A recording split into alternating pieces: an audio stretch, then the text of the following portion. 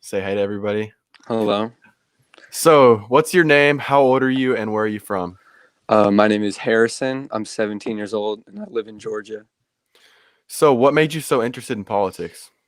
About 2018, we had those midterms elections. We had like a governor's race in Georgia, and it kind of got me into it. I got you.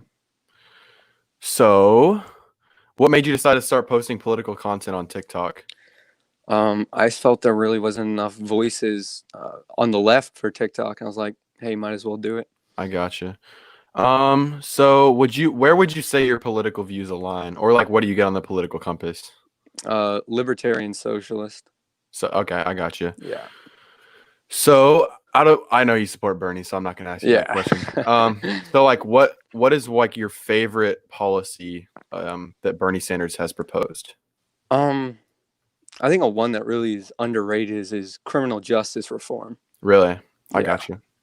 Yeah, nobody really talks about that. It's usually just Medicare for all or the Green New Deal. So is there anything that you like about the political party that opposes your views? Anything at all? Let me think. I do think it's good the right are, pro Second Amendment because generally some on the Democrat side are a little more anti-gun than I am. Oh, you're pro-gun? Yeah, I think every person has a right to. Oh, I didn't know that. I thought you wanted to like ban all assault weapons. No, I just support like universal background checks. Yeah, I do as well. And honestly, I'm kind of shifting my views. I think that we should expand like our mental checks too. Oh, yeah. Because I don't think that like people with schizophrenia or severe depression should be able to own a gun. That's just like I don't really support banning assault rifles. That's kind of useless, Yeah. And all the research done into it says banning what they can get their hands on is not effective. It's sort of preventing who can get it, Well, yeah, and I mean, like you can just look at that, like when prohibition was a thing. I mean, like that ended horribly. It was horrible. Yeah. People are always going to find their way to get their hands on something. So, what do you think? So, if it was Trump and Bernie in November, who do you think would win? And what do you think that it would be a big split or just like a nail biter? I think it'd be a tight race between Bernie and Trump, but I'd give the edge over to Bernie. I gotcha. So, the coronavirus. So, what do you think about like the severity of the virus and how long do you think that it's going to last? I think it's very severe. For I know sure. the talks of opening up the economy. I think that'd be a bit of a disaster. Well, I don't think that he was literally talking about opening the economy. I just think that he was saying like that's their goal. Like the end goal is to have everything open by Easter. But Yeah, obviously very unrealistic. And the main goal right now should be getting everyone the stimulus package and shutting everything down as much as we can. For sure. I agree with you on that. So, do you think that the media is making it sound worse than it actually is, like by instilling fear into the people, or do you think that they're being more honest? I don't think they're really blowing it up, really, because most of the time they're just reporting what the CDC or the World Health Organization is saying. I gotcha. So, how do you feel about Trump's response to the virus? And if you dislike it, what would you like him to do differently? I think the U.S. as a whole has been very, very bad. I don't know how much of that is specifically on Trump. Probably don't know a whole lot more than you or me do, but I know the U.S. in general has been really bad. Yeah, I kind of agree with that. I personally think that we should have shut everything down back in January. Like when we started to hear it was getting really bad. Not necessarily domestic flights, but definitely like travel to China and just like any international travel other than like repatriation of U.S. citizens. Yeah. That's what I think we should have done. But so that's all the questions that I like to have. So do you want to get into capitalism versus socialism first, or do you want to look at the comments? Yeah, let's get started. Okay, so first let's just I guess state our positions on it, and then we can, I guess, not necessarily rebuttal, but just kind of like talk about stuff. So I am a capitalist, and I believe that capitalism has been much more productive and just, I guess, good in comparison like to socialism. Like you can like with other socialist countries that have been and gone. You know what I'm saying? I mean, you might not agree with me, but like you get what I'm saying? Yeah, I get what you're saying. Yeah, I think that there's nothing that has I guess, developed more innovations and just new things that have bettered life for just the people of the entire world that was developed by capitalism. And that's the main reason why I'm a capitalist. So you have the floor now. Okay, so I'll specifically talk about a couple of things you brought up there. First of all, innovation, that's not because of capitalism. And I'm being hyperbolic, every major like technological and medical development has been in the public sector. That's not true at all. Then list one. Okay. Well, first of all, that example 79% of medical advancements are done in the private sector. First of all, they may have been funded by the government for the most part. I think it's about 85% or 85 or 90% are funded by the government, but they are done by the private sector. So exactly. The public sector is responsible for the initial innovation. Sort of capitalists step in later in the process to, patent it and modify it. But the actual development is done in the public sector. No, it isn't. The private companies develop it. The most basic of research, 72% of it is done in public research institutions and universities. That's not necessarily true, though. The technology we're using to communicate right now was developed by the public sector. No, it wasn't. Yes, it was. How? The internet was made by DARPA. Okay, just the internet. That's one thing.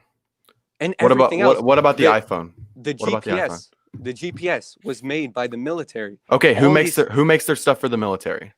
DARPA is not a private company. The government generally, the vast majority of the time, when the government gets stuff for the military, they give contracts to private companies. But an example, like Lockheed, they make when the SR-71 Blackbird was flying, and like the other stealth planes that we have by them, the government gives them money to make the product for them. It may be for the U.S. military, but the product is made by the private sector. That's a little bit different from what I'm talking about. Like all the technology in that Lockheed Martin was developed in the public sector, and it was developed by Lockheed. There's a reason why this is true.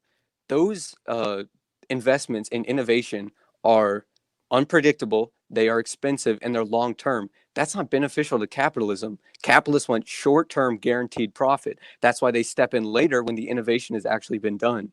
That's not necessarily true. That's true. Okay, so the GPS and stuff in the phone, it was developed for the U.S. military.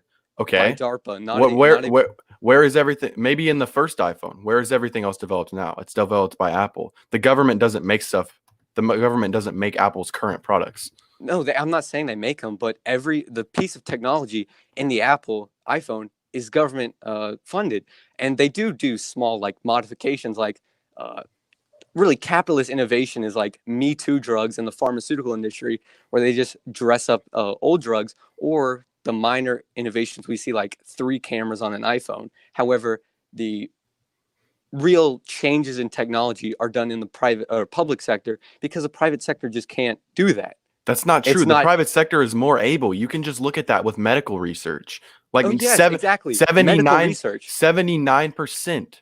79% of the recent medical advancements have been done by the private sector. 79%. Every FDA approved drug used research from the National Institute of Health.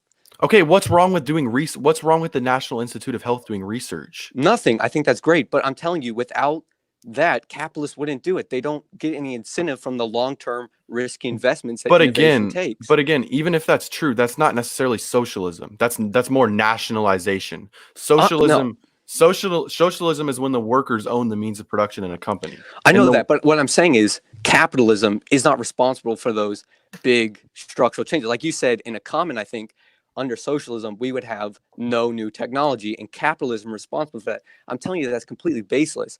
The technology in our iPhones, the pharmaceutical drugs, they are responsible, or they come from public sector funding. They come from public sector funding, but are developed by the private sector.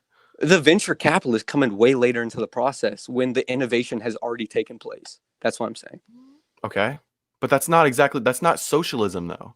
I'm saying capitalism is not responsible for every new piece of technology we've done. Yeah, I never said it was responsible for every new piece of technology.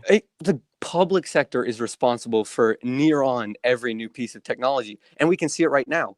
The supercomputer, the newest bit of innovation, every one of them in the United States is housed in a national laboratory. Okay, but that's not socialism. But I'm saying capitalism is not responsible for innovation. That's my It is point. responsible for some innovation. Not the big structural stuff like what you're talking about, new technology. It's not. It is most of the time. That's just not true. I think it is. Well, you're wrong. I hate to tell you that. You're just wrong. So just because you say it means I'm wrong. No, I feel like I've presented a fine case. You know, every bit of technology in your iPhone was developed with public sector funding. Now, Yeah, Apple, in the beginning, Apple has helped, since then. Yeah, they've organized it and they've modeled it, but And they've the new technology in there is not Apple. It's not. Okay, the first iPhone maybe used a decent amount of public sector stuff, but since then, Apple has been responsible for taking that and completely innovating it all. DARPA doesn't make the GPSs in the phones anymore. But DARPA is responsible for the GPS. It was responsible for the GPS in the first iPhone. Yeah, you wouldn't have got it without DARPA. You don't know that. That's just speculation. No, capitalism does not like the long-term risky investments it takes to have those gigantic. That's not even necessarily true. Yes, it is. The mere fact that we got pretty much every technological advancement through the military and sort of other government departments is proof of that. Again, the military, the vast majority of the time, has contracts with companies that are in the private sector to develop their technology. Yeah, they that's the vast majority of the time. They contract companies to make military equipment, but again, the technology used in that military equipment was public sector funded. You can't just say that every time it was public sector funded. That's how important it is to innovation. What? I'm telling you, because look, I keep bringing that up because that is essential to innovation, right? I'm not saying that the public sector isn't responsible for any innovation, and I'm not saying that the private is responsible for all of it either. But what I'm specifically talking about is you saying that capitalism is this great source of innovation when it's not. It's the public sector. The public sector starts a lot of things. It's the reason we have new technology.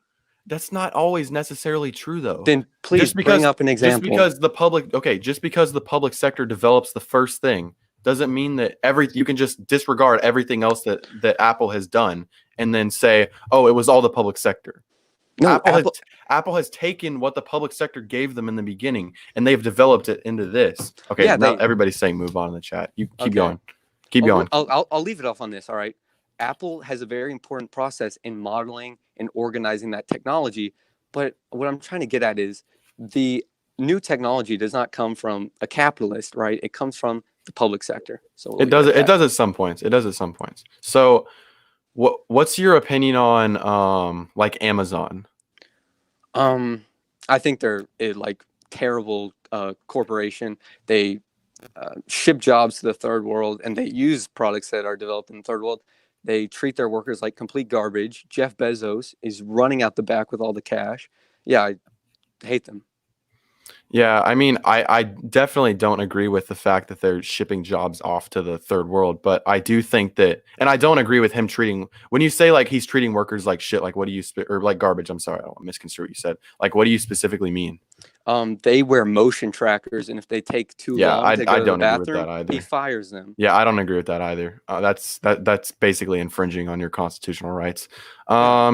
Yeah, I'm not a huge fan of Amazon or Jeff Bezos, by the way. I just wanted to ask what you're saying. I don't like the fact that Amazon literally evades any taxes the chance they can get.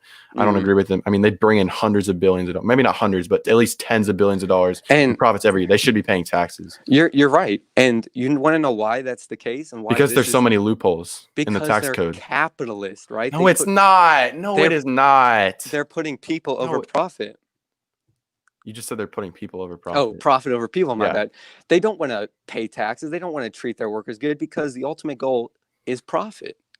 Well, that's the goal of any company. But you can't. But listen. You can't. The goal of any CEO of a company is what? To deliver profit. To deliver profit to shareholders. Profit to yes. But that it just so happens that at the same time, a company like Amazon has developed a service that most Americans utilize weekly. I mean, Oh, I'm sure yeah, you've used Amazon. I'm not bagging on the service, right? Amazon is Yeah, a fantastic service, right? But it's yeah. achieved in unethical means, right? Yeah, I don't agree with how he treats his workers. I don't agree with that. I'm just saying that you can't just look at the bad and then assume it's all bad, because the reality of it is while yes, they do some shady things and I don't agree with them. I think that they should fix that. But Amazon at the same time brings they don't really bring a product, but they bring a service that betters the lives of Americans every day. I mean, there's probably millions of orders on Amazon every day. Okay, but in the process of getting us that service, they ruin the lives, or not ruin, but it could be so much better for the people working under Jeff Bezos in service to him and us. Yeah, I agree with you. I don't think they should have to wear trackers. I mean, like that's basically unconstitutional, in my opinion. So where the rest should we take this? So do you think that that we should turn America into a socialist planned economy? Okay, so it's probably good for me to elaborate on what socialism means, or at least to me at least, because it's very complicated and it crosses a whole bunch of ideologies. So what I Okay. want is the workers collectively owning the means of production, and I would achieve this through worker cooperatives. I want a sort of market socialism because I think market principles are good. Supply and demand is like objectively true. So I think a planned economy is not smart, but I think a market socialist economy would work. I will acknowledge that yes, there have been some I'm sorry, not market. There have been some worker cooperative companies that have worked in the past. I don't know any examples. I'm sure you can probably name a few, but haven't all of those worker cooperatives been under a capitalist state?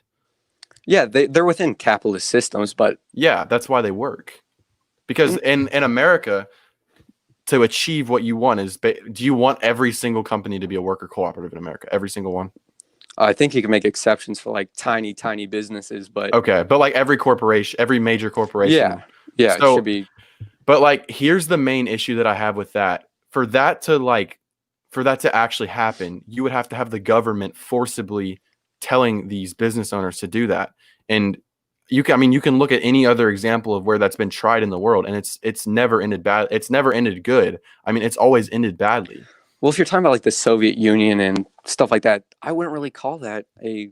I'm not talking about this. I'm talking about Venezuela, Cuba. Venezuela's not socialist, Yes, and it is. Cuba.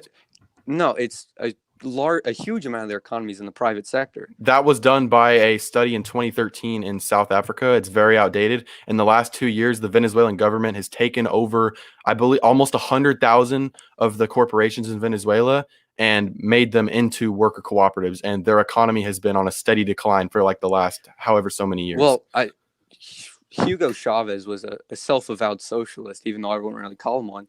And Venezuela is one of the wealthiest nations in the West. So okay. What is the quality of life for the people of Venezuela? Everybody's equal, but everybody's equally poor. It's terrible now, but that's not as a result of policies, because Hugo Chavez had greatly improved the standard of living, and he was a self-avowed democratic socialist. Okay, but okay, I'm sorry. Go ahead. I don't mean to interrupt you. Again, you brought up Cuba. Cuba was state capitalist in the way of USSR, and like they were total government planned economy. So I wouldn't really bring them up.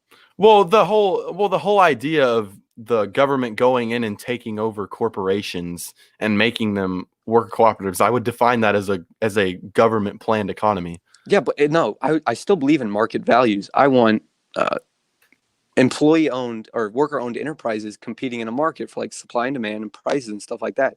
I don't want the government telling them specifically what to make and what to produce. I think that should be done democratically by the workers.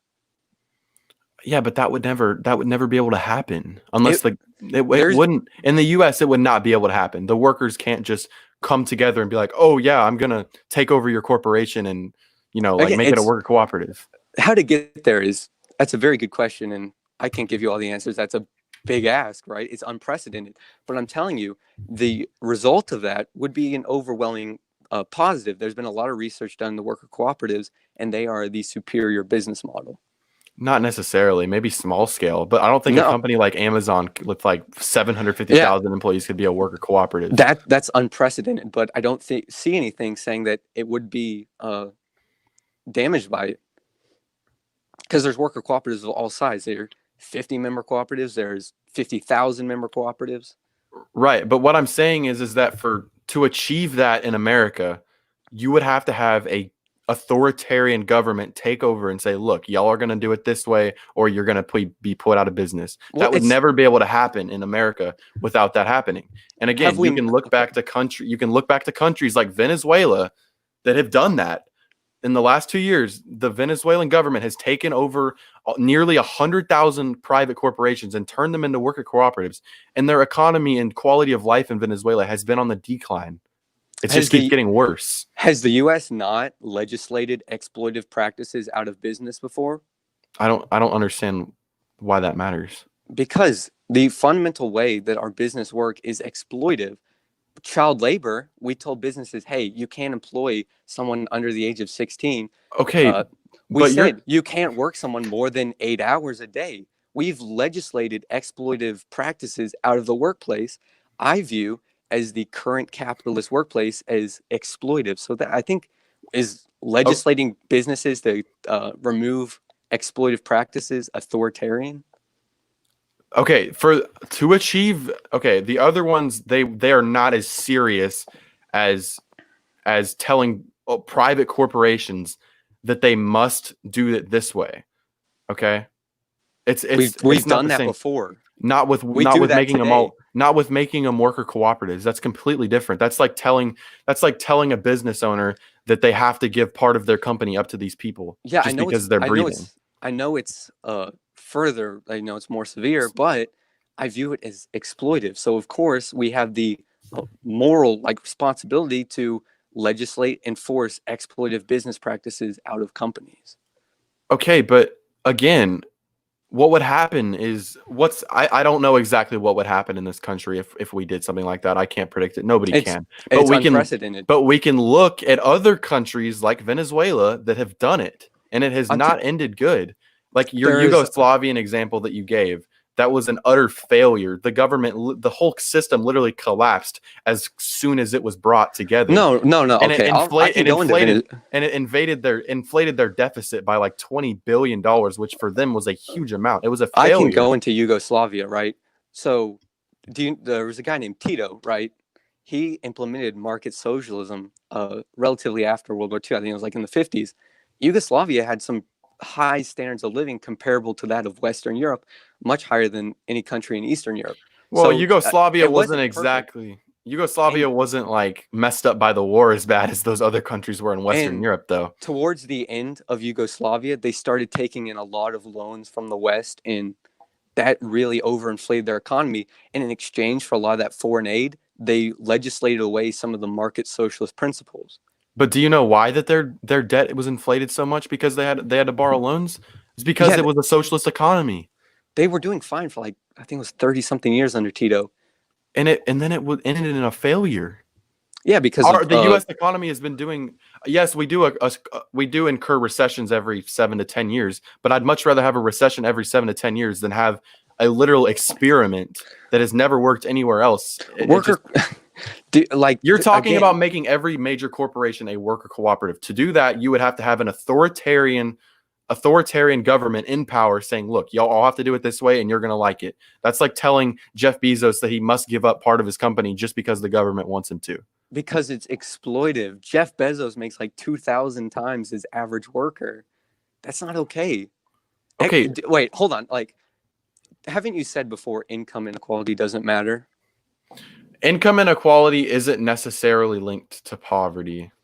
But it greatly enforces poverty and doesn't help it. See, there's a law called the law of diminished. Oh, what is it? But it's a law that says the more you have of something, the less you benefit from it. So, say you have a CEO who's making $50 million a year. He gets a pay raise of $2 million. He's making 52. He doesn't really feel the benefit of that. But say you give that 2 million to the workers, there would be massive benefit, Okay, and that's why income inequality. but the workers don't own any shares in the company. I mean, they might, but they don't own as much as a CEO, so it doesn't really matter.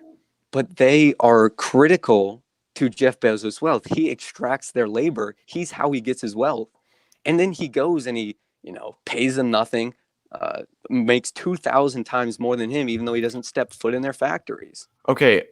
First of all, two things. Jeff Bezos did not, while he may have, I'm not a fan of Jeff Bezos and the way he treats his workers. Not a fan.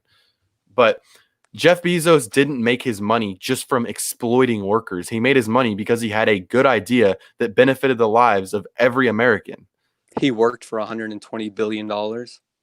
That was all him? No, he created it. I didn't say it was all him. He created a good idea that every American uses. You can look back at videos of him like 15 or 20 years ago before Amazon was like a huge deal.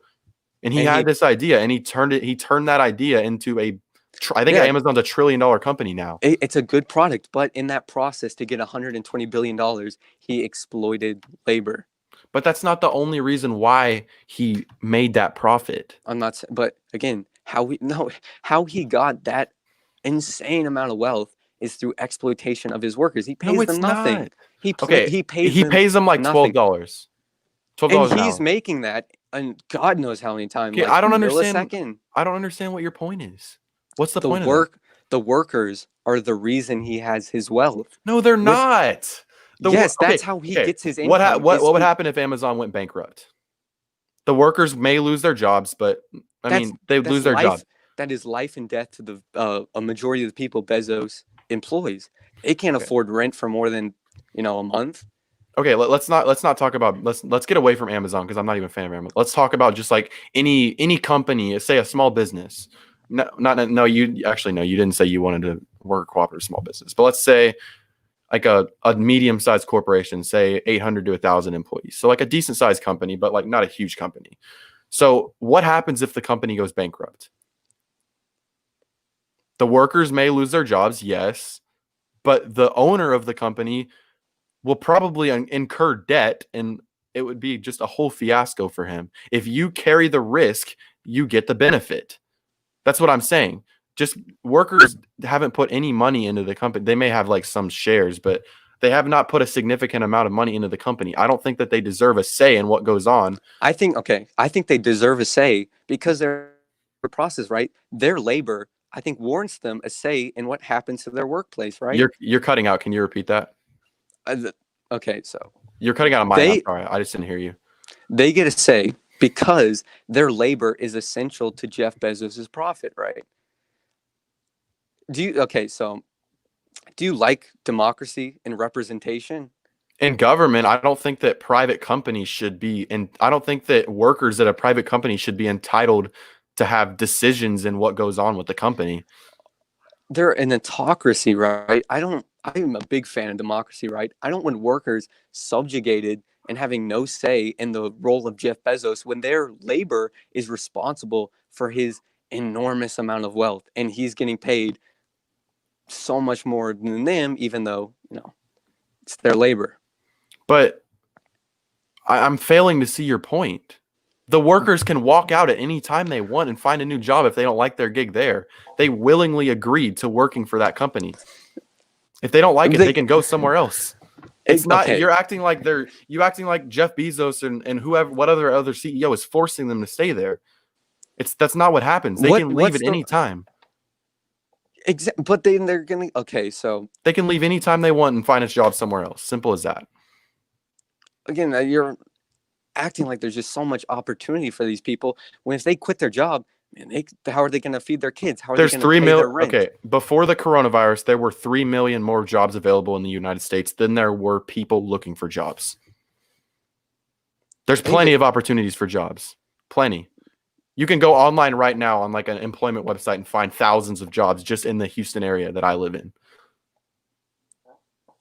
Yeah, but again, the key question is, why does the worker deserve a say in the direction of a company?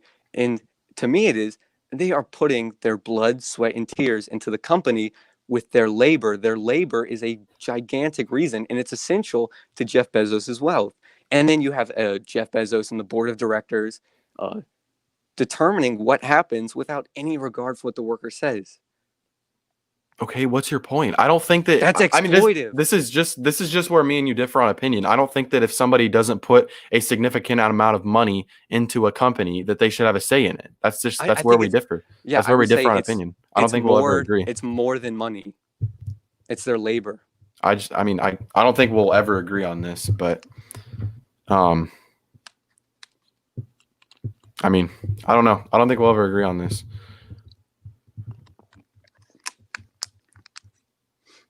We've kind of hit a roadblock now. So I made a video about capitalism being selfish, and you said that's wrong. Do you think capitalism isn't selfish?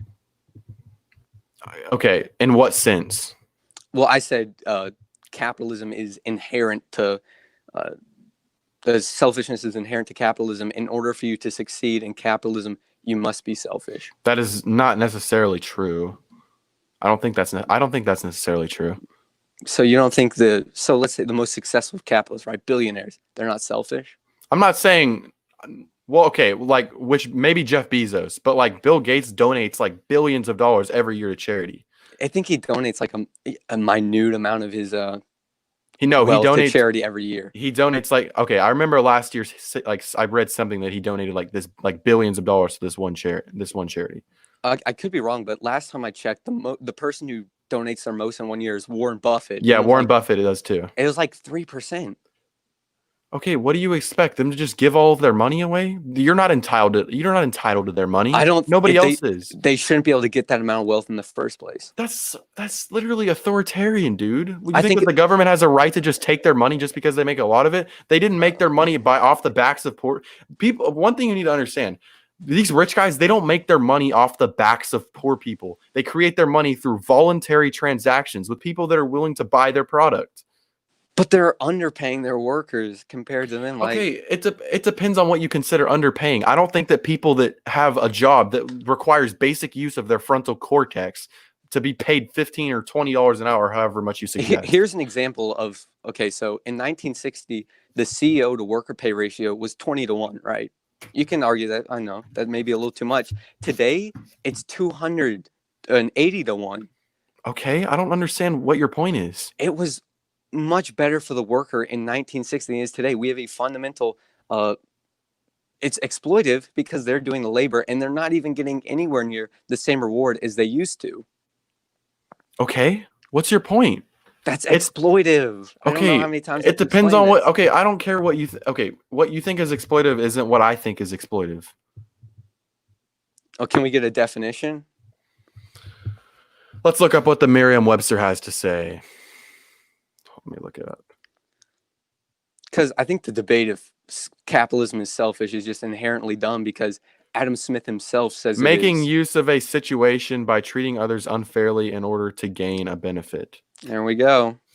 I don't think that giving people that have a job that doesn't really have much thinking to do I don't think that warrants you getting paid a bunch of money. Is a CEO working 280 times harder than a worker? No, I'm saying that, okay, in the beginning, a CEO had a very good idea, and that idea, I mean, it benefits, the way he gets all that money is because he had an idea that benefits a lot of people, okay? That's what I'm saying.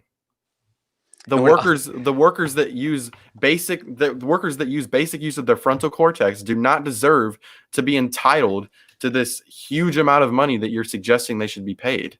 I think it should be more equitable distribution, but and if they are absolutely integral to their company's functioning and success in a democratic workplace, they'd be compensated fairly. What do you think about what do you think about like the economies in like the Nordic countries, like Bernie Sanders always likes to point to? Would you be actually I want to ask you, so would you be like, so most of the countries in Scandinavia do not have they don't have a minimum wage, but they do have like very like they are very unionized. Oh yeah. So would you rather be for a high, this is just like a question, this isn't like a debate, I'm just asking you. So would you rather have a system like that where there's no minimum wage but like very unionized workplace, or would you rather have like a high minimum wage just to start with? I'd have to look more into the specifics to see which system, advantages, disadvantages. but they're both guaranteeing living wages, so I support both of them. I'd have to look more into it, you know. I gotcha. And you got to remember, minimum wage is not designed to live on either. According to FDR, the man who implemented it, yes, it is. Like, I don't care. Okay, when FDR implemented the minimum wage, it was like, I don't remember exactly how much it was. It was a lot less than it was now. and it used to be that you could, you know, work at McDonald's and you could support a family. It's not like that anymore. Yeah, I think that we should. I think that we should raise the minimum wage to directly like correlated with the amount of inflation. Yeah, I would, you know, That's what I think. Keep it at the poverty line. Okay. Is that about it? I mean, that's all I have to talk about with socialism. That was yeah, we can talk about other stuff now. Let's guys suggest in the comments what you want to talk about. Abortion and gender. We can do abortion first if you want to. Okay. So you can state your position first since I stated mine first last topic. So in terms of like legislation, I think we should restrict abortion in the third trimester. However, morally, I think we should prioritize the person who is having the conscious experience, right? A fetus in the first, 12 weeks of a pregnancy isn't having a conscious experience. The mother is, so that's who I would have the priority over. Okay, so I think that we should have. I don't think abortion should ever be an option. I actually recently did some research that suggested that abortion is actually never really medically necessary because generally speaking, when women find out that their pregnancy is endangering their life, it's in the third trimester. So at that point, the baby can survive on its own, and you could just do a C-section. And the mortality rate of a C-section is like a 1,000th of a percent. So like, I mean, it literally never happens. So that's what I think about that. And then abortion just should never be an option in my opinion. Life begins at conception, according to 96% of biologists. And I believe that all life is inherently valuable and that we should protect it. All human life is valuable and we should protect it. Again, it's a different kind of life. It's not sentient. It's not having a conscious experience, which... Okay. Well, if you want to get into sentience, so like, what about somebody who got in somebody who fell 2 stories and is in a coma and they'll wake up with like memory problems or something? Like, should we just stab them too? No, it's a different circumstance. They were fine. They were conscious and sentient, and then they had some sort of accident or, terrible thing that happened. It's not the same. I think it is the same. And I think it should be up to the doctors. Is the person going to come out of their coma? No, then you can pull the plug. Well, yeah, that's usually how. But I'm saying in a case that we know that the person will come out of the coma, and however long you want, and within a year or something, and they might come out and just have some memory problems or something. You think that they should? No, I just don't think it's the same as abortion. It's not really comparable. I think it is. I don't see it as comparable, so. Yeah, I don't think we'll agree on that. What else? Bernie's going down just like Biden. But like my whole argument to this is that morally it's wrong. Do you admit that it's morally wrong to have an abortion or not? Yeah, I think it's a brutal procedure, but then again, then it's a brutal procedure, but it should be legal anyways. Plenty of brutal procedures are legal. Okay, but there's no other brutal procedures that are designed to result in the death of another human. That's the only goal with abortion is to end the life of another human. Mother's having a conscious experience. My priority is going to lie with her, and she should have the full option to choose, obviously with restrictions. But I don't think so. All right. This person asked me to ask you what your opinions are on the Gadsden flag. I think it's so strange that like it was this symbol of a protest to authority, but then you're gonna protest your allegiance to a government. Well, no, it wasn't necessarily just authority. It was the whole history behind it was that the redcoats were infringing the rights of the colonists, and they flew the flag because their rights were being infringed. I think that like you know how like the Gadsden flag usually shows like up at like protests and stuff. Yeah. Like that's why, because the government, like there was a lot of Gadsden flags like at the Virginia rally, like when they were trying to take away the AR-15s from the people of Virginia. Like the "Don't Tread on Me" flag showed up there. It basically means like don't take my rights or we're gonna fight back. Yeah, our rights are constantly being suppressed. So I agree. Just I don't think I agree in the same sense as you, but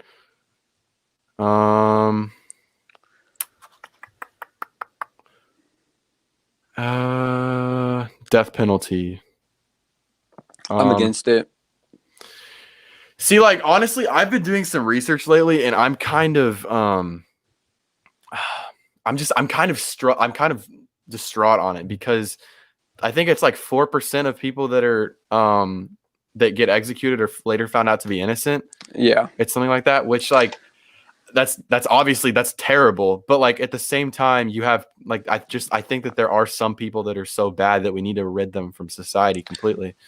It's just, well, I think the morality debate's an interesting one, but I think the mere fact that we're so prone to just execute innocent people is reason enough for us to not have it. Well, I mean, yeah, it's not necessarily that we're so prone. It's like 4%. I guess 4% is a pretty good amount when you're really thinking about it. 4 out of 100 people. Yeah, that's true. You're right. Executed. You're right. I don't know. I need to do more research on it. I've been researching it a little bit lately. Climate control. Well, if you mean like climate change in general, I think that me and Harrison might agree on a lot of this, other than the fact that I'm sure do you want the Green New Deal? Yeah, I'd support it. Yeah, that's where we differ, but I'll state my position. So I do believe in climate change. I believe in global warming too. I mean, if you don't think there's global warming, you're not that smart. And I think Trump is starting to believe in it, but you never know with that guy. He might just be saying it. Do you think it's man-made? I think that part of it, I think that I think that us as a whole world does have some sort of influence on it, yes. But I don't think that every little bit of it is man-made. So what do you think are the solutions in the capitalist Republican view?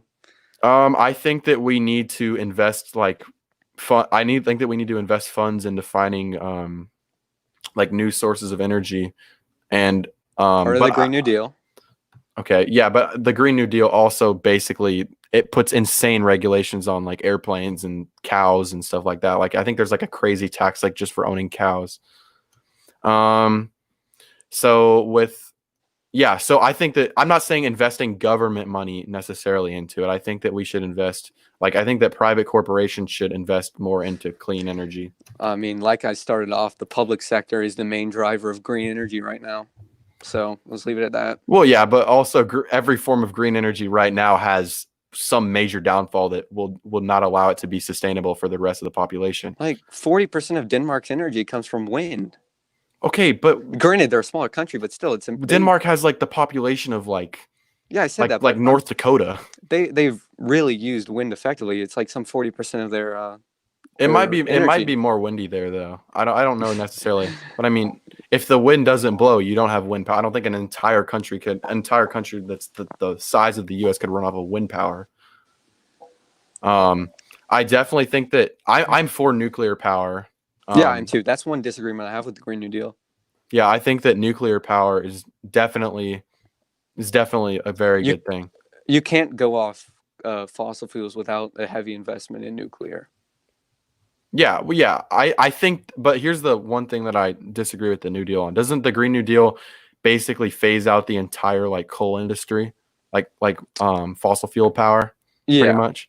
I don't think that. I think that should happen naturally, and I think that as we evolve over time, well, I think that I don't literally mean naturally. You know what I mean? No, I know what you mean. They try and phase it out, but those industries have a ton of power, so you really have to take some action against them. That's true, but I think that over time, if we give companies an incentive to invest in nuclear power or some other type of good form of energy that's clean, I think that would be better than just getting rid of it like altogether. I support a heavy public investment in like green energy, and I would definitely phase out fossil fuels. Well, like what I would rather do is like make it like raise the taxes on fossil fuels and stuff like that. Like when the companies sell it, rather than just say like, "Hey, you're gonna get rid of it altogether." Because I think that we need to give those companies like that over like a little bit of time. You know what I'm saying? Hmm. I think that me and Harrison will agree on the Confederate flag. I don't fly it.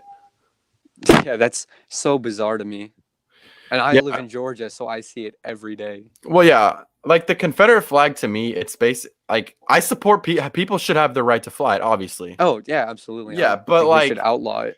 I just think that it's kind of dumb altogether because it inflames so many people. Like there's no reason to. I don't think that it's the flag itself is necessarily racist, but a lot of people that fly it are definitely racist. Well, it represents a state that fought for the like legalized ownership of other humans. I just don't You're understand. right, but it didn't just represent that though. The main reason behind the Civil War wasn't necessarily slavery was a major catalyst. Slavery It was was a the huge. reason. The biggest reason was about economic sanctions that the Union was opposing on the That's states in the South. that's revisionist history. Was it every state had slavery in their articles of Yeah, and secession? I don't support slavery, so like don't try I and make know that that. okay. I I'm know just making that, but I'm making just sure. saying the states seceded because of slavery. It was a big part of it. I agree with you. I don't think that a flag on its own can necessarily be Well, racist. it was a Other than Confederate. other than the Nazi flag, that's a little different. I view them pretty much one and the same. It was a Confederate battle flag. They fought for the enslavement of African Americans. That's representative of racism. That's a fair case. It's a fair case. I don't support like the fly. I mean, I guess yeah, I support the flying of it. I would never fly it myself because I live in Houston. I'm friends with it's a very diverse area. I'm friends with a lot of African Americans, and there's no reason for me to fly it. Yeah, There's just no I don't see any point whatsoever. It's basically just a participation trophy, considering they lost the war. yeah. Illegal immigration. So, okay, this is a good topic. I think we will have a good respectful discussion on this. So we may also agree on some stuff except for the part that I'm about to say. But I think that we should build the wall because around 20 to 30% of immigration comes through the southern border, and a lot of the sex trafficking and heroin comes through the southern border. And the way that I would pay for that is I would take however much it would take out of the military budget because we don't need to spend $1 trillion on the military. I'm for a high military budget, but I'm definitely not for like $1 trillion. That's just a little bit too much. And I support a system like for all the other illegals that were in here. I don't think that we should just deport all of them and get rid of all of them. That would cost a lot of money and just it would not benefit us as a society. So I think that we should have some sort of system. Who's going to pay for the wall, Nicholas? I just said I would take the money out of the military budget.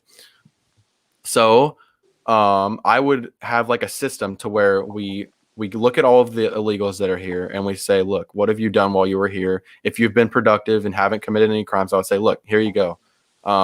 Pathway to citizenship. But the illegals that have committed crimes and haven't done anything to benefit us, I would just say like I'm sorry, but you're gonna have to leave. That's what I think. And I would also at the same time, once the wall is built, make the process to get into the country easier and less cost.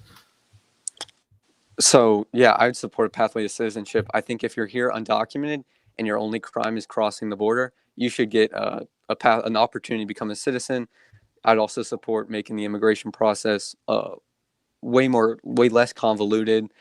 I agree. Then I'd still support some like aspect of a border, and like some. I think border patrol could easily, handle the border. Do you think? Okay, I think we should abolish ICE, right? Okay, ICE. 90% of the child sex traffickers in the country that get caught are apprehended by ICE.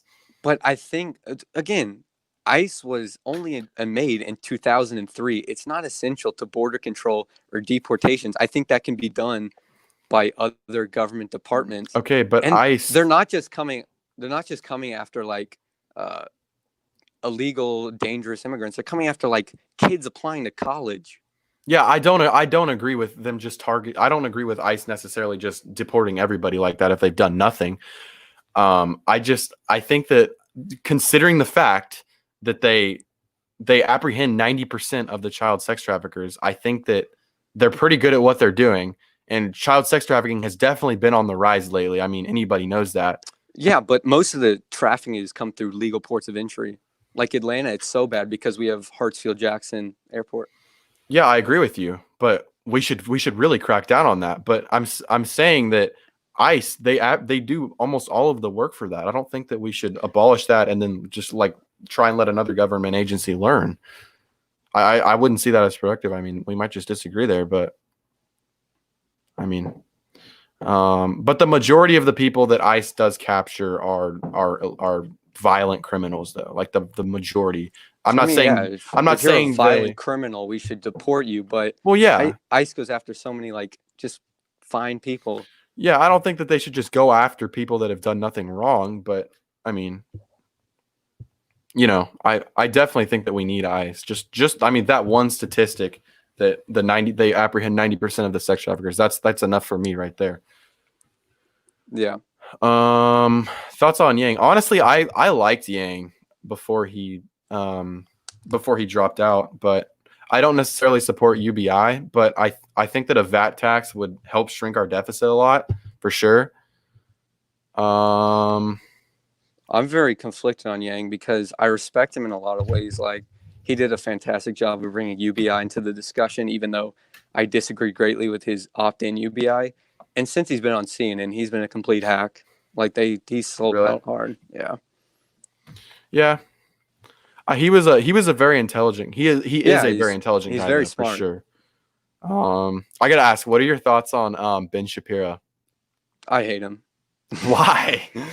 Because he's aggressively wrong on pretty much everything. And his way of debating is just infuriating. He talks fast and over like college kids. It's not very impressive. Have you seen his debate with that dude? I think his name is Cenk Uygur. I don't know how to pronounce his last name. And he's like, he's Cenk Uygur. Cenk Uygur. I haven't watched that. It's an interesting debate. I will say that like Ben, he does a very good job of like trapping his opponents like in a debate, but he does straw man a lot. Yeah, he does. But I mean, he is a talented debater, whether you like to admit it or not. Though he's clearly smart. Like, he has a good yeah, for sure. And I disagree with everything he says. Well, you might disagree with him. You might agree with him on like he supports like a pathway to citizenship for people. Oh, I didn't know that. We breaking up? Who are nonviolent though. Yeah. Can you hear me? Okay. We just broke out. I don't know what happened. Yeah, it went frozen there for a little bit. Yeah, sorry. Yeah, he supported the First Step Act and he also supports legalization of marijuana. Really? Ben Shapiro supports the legalization of marijuana? Because he's a smart guy. If you're smart, you support it. If you're dumb, you don't support it. He's just super like fundamentalist. I wouldn't have expected him to do that. Well, yeah, he sees it as the same way I do. I think that the whole thing is it's just the reason that it's just kind of stupid because I mean African Americans are penalized for it more than white people are, and I think that it would make our justice system look a lot better if we got rid of that because there wouldn't be so many African Americans going to jail for it. Yeah, I'd legalize all drugs. So not necessarily all drugs. If you want to reduce overdoses, that's the way to go. That's true. I have seen that with Portugal. Portugal did that and it was effective. I don't know. I'm kind of torn on that because like yeah, I'm a big facts over feelings guy. I mean like if it's shown to be effective, I'm for it, honestly. I'm for decriminalizing them though, not like legalize. Yeah. I don't think that like I think that we should like penalize like the distributors of it. I think that they should go to jail. But like I don't think that people should necessarily just be arrested for using them. Like do whatever you want with your body. Yeah. Nick is slowly becoming a lefty. No, the truth is I'm becoming more libertarian as I learn more about politics. I'm not going to the left economically at all. This guy knows that more than anybody. Legalization of marijuana is not like a left versus right versus thing. You know, it's authoritarian versus libertarian. Well, it's just retard against smart people. That's how I Yeah. see it. Anybody that there's no real reason it shouldn't be. It should be illegal. There Yeah. really isn't. Like I talked to a cop once that lives in my neighborhood, and he said that he would way rather go to a party and bust people that have weed, that are on weed, rather than drinking alcohol, because the people that are on weed are just chill and laid back and like. Yeah, they're no threat. Like, Yeah. yeah. But if you do get if you like kill a family and you're driving, like I mean, then you should if you drunk drive or drive under the influence, you should be punished. I'm not against that. like heavily, like homicide. Firearms. We both agree on firearms. Yeah. Healthcare. So I will tell you what my my preferred system to healthcare would be. I'm not an advocate for the current system we have. So I think that we should have more of a free market in the healthcare system, because, and generally speaking, free markets lead to the best quality of stuff overall and the least amount of money. I definitely think that insurance should be an option, but I don't think that these insurance companies should have the power to jack up the prices on everything. And the patent system is also so broken because it basically allows these drug companies to form monopolies on these drugs, and I don't support any of that or stuff like that. Like a saline bag at a hospital costs like $80. Like, that's just so stupid. I think that if it was left to the free market, you would get better prices, and it would significantly decrease.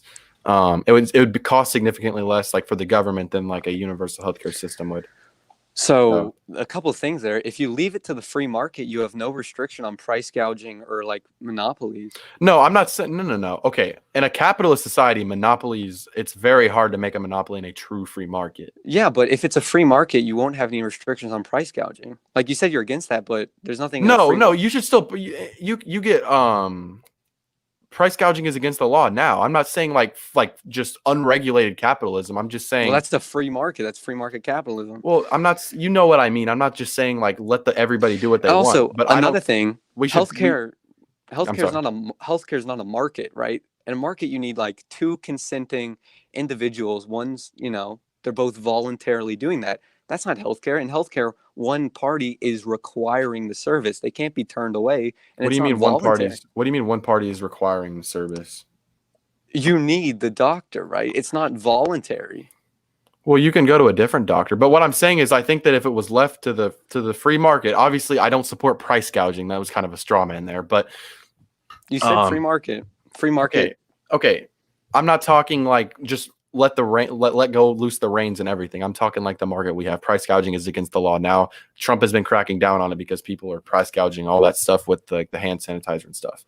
I'm not for price gouging. It's already against the law. But anyways, I think that if it was left to the free market, not with the price, not price gouging, obviously, I think that prices would decrease overall, and I think that I think that quality of medical care would increase as well.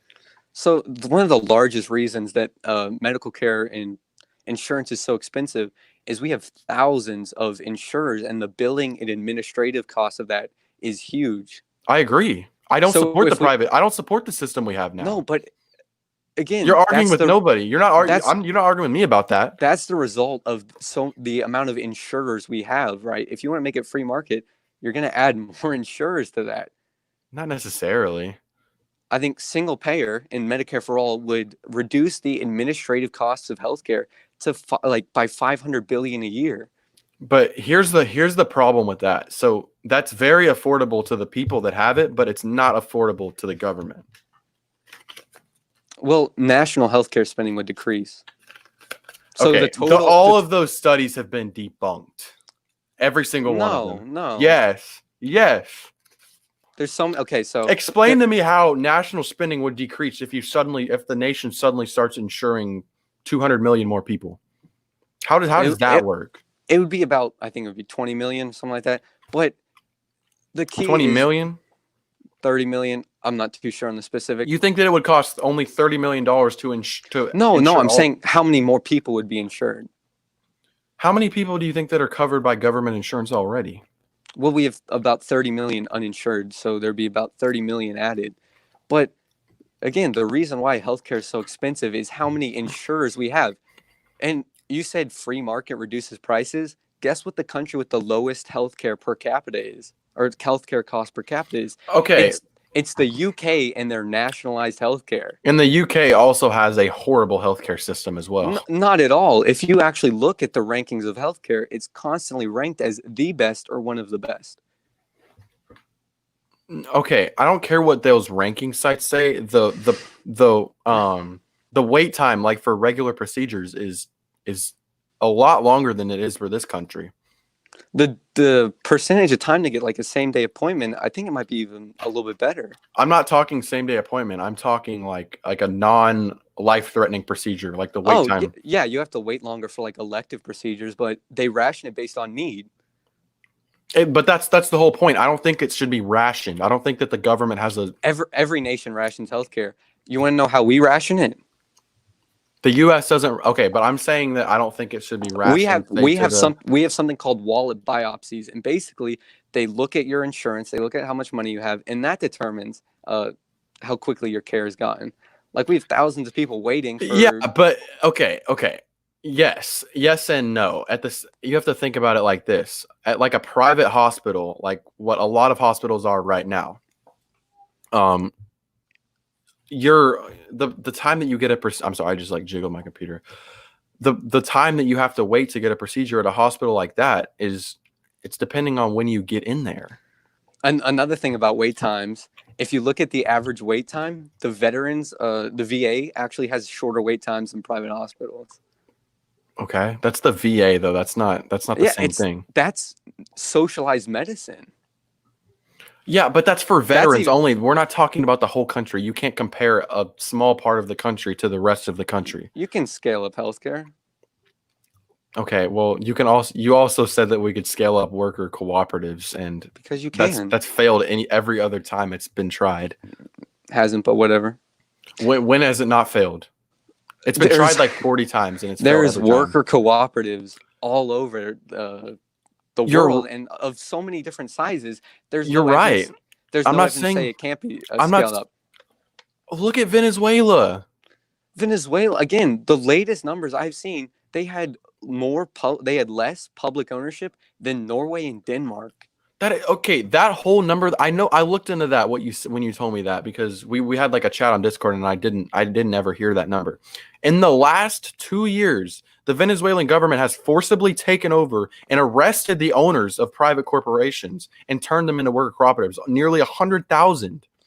The Venezuelan government also completely took over the agricultural industry and took all the land from the wealthy landowners and gave it all to the people. That was a long time ago under Hugo Chavez.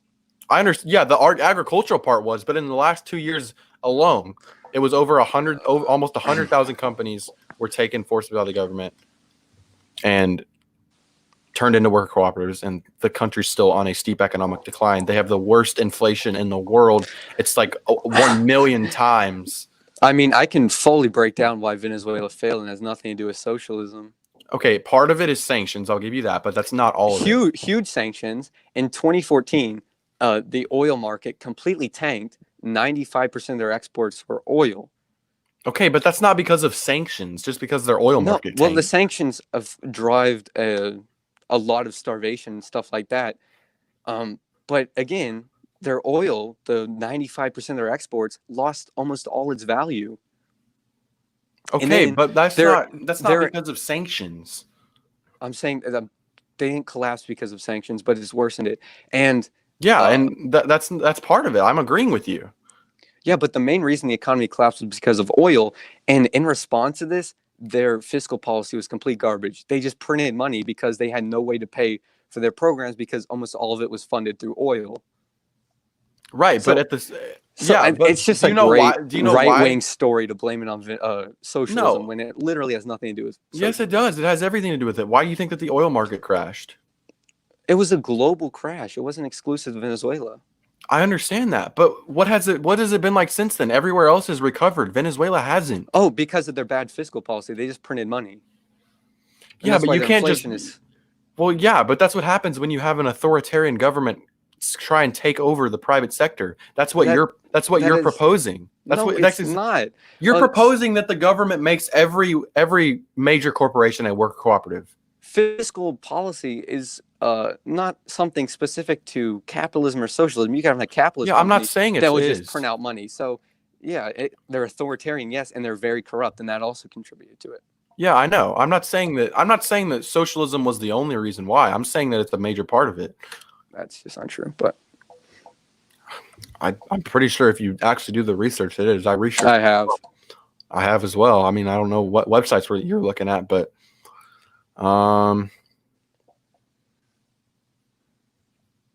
what else? Socialism and authoritarianism are different. Yes, that is Exactly. true. That is true. But for socialism, for America to be turned into an economy where it's just worker cooperatives for the corporations, it would have to be an authoritarian takeover of those corporations. The business owners and the wealthy CEOs aren't just going to give it up. Yeah, you would require some government intervention, but actually how they operate and who decides what happens, that could be done by the workers, not the government. So what, you think that the workers can just colonize and take everything over? No, I said you need government interference to actually get to that point. But Yeah, once which I you disagree with. okay, well, and then, but I think it's for the better good. You're ending exploitation.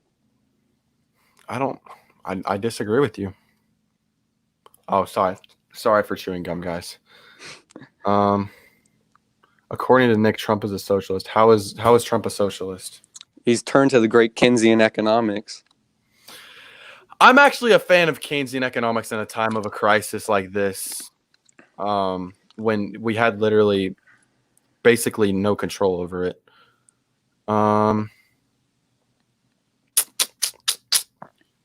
Trump said laziness is a trait in blacks. That's not even true. That quote is literally unproven. Look it up on Snopes. That quote is literally it's unproven. There was like one person that said he said that. Joe Biden's probably said something similar. Joe Biden voted for segregation in the 70s, right? Oh yeah, he said desegregation would cause a racial jungle. I know. He's racist. I don't get how he's the front runner for the party that claims to be, or why African Americans are voting for him when he's the father of modern mass incarceration. Yeah, I don't understand that. It makes no sense. Well, mass incarceration was really started by the war on drugs, which was Nixon. But yeah, but he authored the crime bill. Yeah, the crime bill definitely made it worse.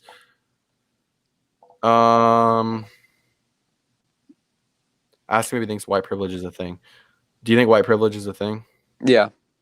So, like, here's how I see it. I think that all races have there's some privilege that is given to all races. I'm not necessarily saying that. What am I trying to say? What privilege do African Americans have? Affirmative action. But that's okay. Do you That's believe literally systematic privilege? Do you believe in equal opportunity? Yes. So why wouldn't you? Well, no. I believe in I believe in equal opportunity. So why wouldn't you support an effort to help those who are disadvantaged, which is disproportionately African Americans? Because a lot of people bring up the SAT scores.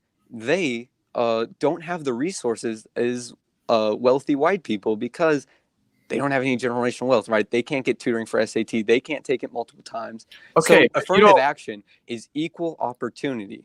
I don't think if you support equal opportunity, you have to support affirmative action. I don't think so. Now, the affirmative action is racist inherently because it's saying that it's giving one race a benefit systematically. It's helping rather than other races. Okay, but it might be helping lift them up, but it's literally racist. And it's helping alleviate the problems of like generational racism. So no, it's not racist. Like 50 years ago, the racism that still affects African Americans to this day. Not entirely. Yes, it does. How can you accrue general wealth when just 50 years ago you were second-class citizens? And there's redlining still occurs today, and that had a gigantic impact on the African American community. They couldn't get loans to, start businesses or buy a house. Okay, so there's a lot of people that are somewhat confused about this. Redlining isn't necessarily it was not designed to be racist. It just so happens that African Americans generally this is not racist. It's they had zones. The redlining was the distinction between African American communities and white No, it was communities. the distinction between low income communities and high income communities. It And just who does that negatively affect? okay. Do you know what redlining is? Redlining, it prevents people that are of a certain income class from getting a loan.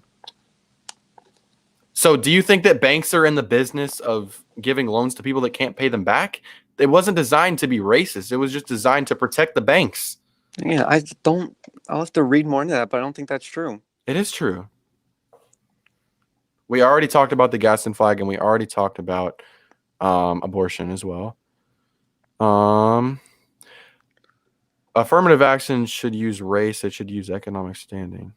I think it should be mostly economic standing, which, is going to apply to African Americans. So, I mean, I see it as if you get a certain score on the SAT, you should be admitted to this school. I don't think but do you understand how African Americans, because of their impoverished situation, would have worse SAT scores?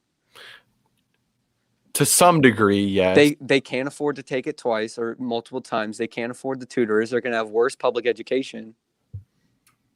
Okay. I mean, I understand what you're saying. I really do. I think that giving a certain race a certain score on the SAT and taking points off of another race is just, I believe that that's discrimination. I don't think it's unjust, and that's key to discrimination. Discrimination must be unjust. I don't see it as unjust. I see it as unjust, but I guess we just differ on opinion. Debate kneeling for the flag. I mean, I agree that everybody. I've recently changed my opinion on this. I definitely agree that people have the right to do that. I disagree with it entirely. I just think that, I think that it's disrespectful to the flag, and it's disrespectful to all the veterans that fought for the flag. That's how I think it's about as American as you can get. Why? Dissent is the highest form of patriotism. Okay, there's different ways. There's different ways to protest, though. Again, well, I think the original intention of kneeling was to sort of symbolize the flag at half-mast. Well, now maybe, but now it's designed as protesting against the nation. Against the injustices the injustices that exist in the nation, and that's why they're kneeling to represent the flag at half-mast. What is an injustice that exists? Well, particularly Colin Kaepernick did it because of police brutality. Fair. But see, here's the thing. You know how everybody always says African Americans are incarcerated at a rate 5 times higher than whites. Therefore, there's discrimination in the justice system. Yeah, I've heard that. Well, see, here's the problem with that. I just want to point that out to everybody in here. So, African Americans account for 13% of the population, yet they account for 50%. You really did the 1350? It's 50. Actually, 55%. This isn't a Ben Shapiro thing. This is me. This is a me thing. African Americans account for 13% of the population, yet they represent 55% of all the violent crime.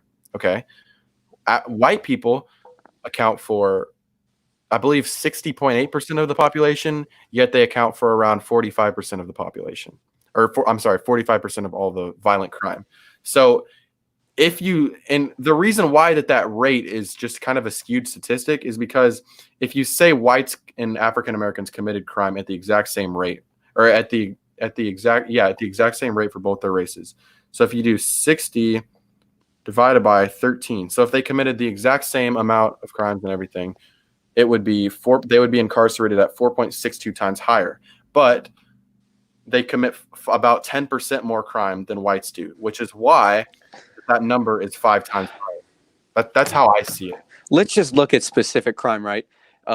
White people and black people use drugs at the exact same rate, right? Well, very little discrepancy. Yet black people receive far harsher sentences and are far more likely to be incarcerated for that.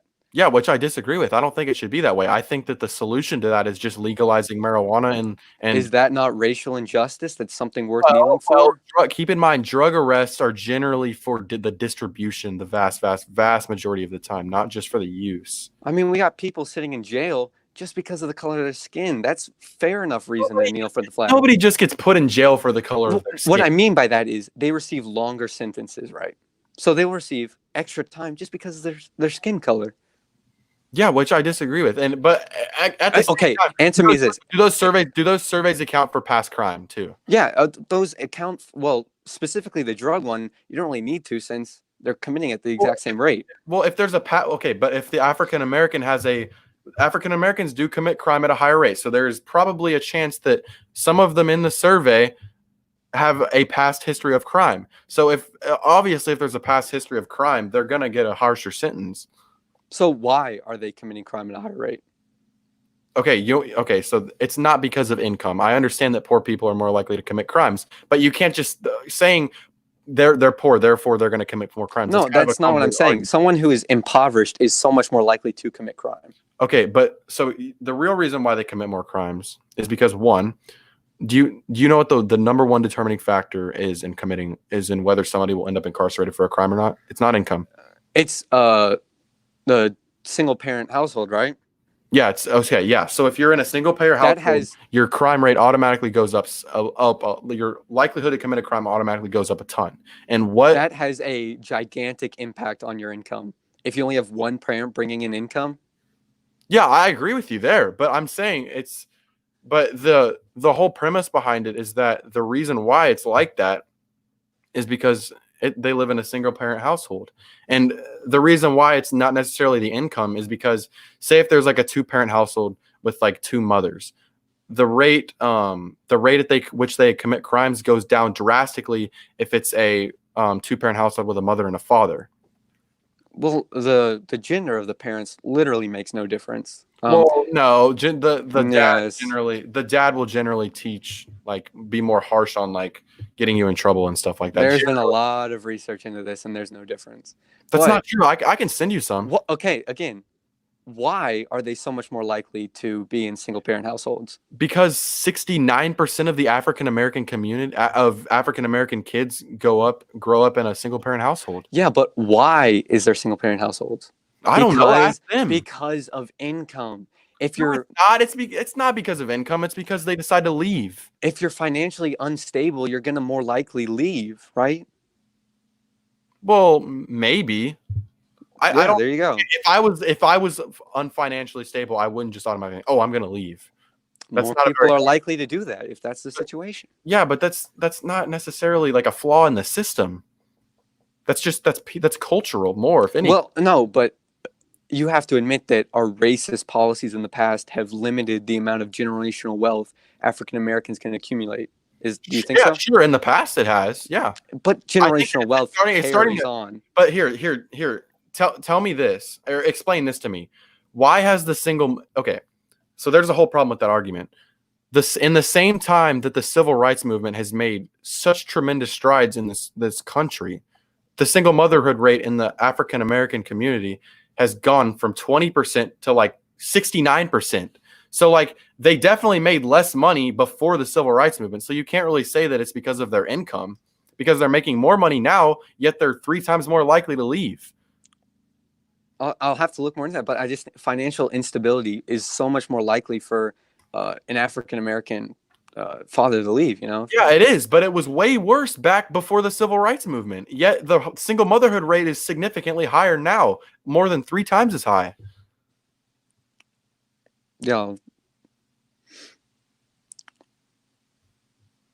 Again, I think it's because of this institution, like generational wealth discrepancy. Right, but it was worse back then than it is now.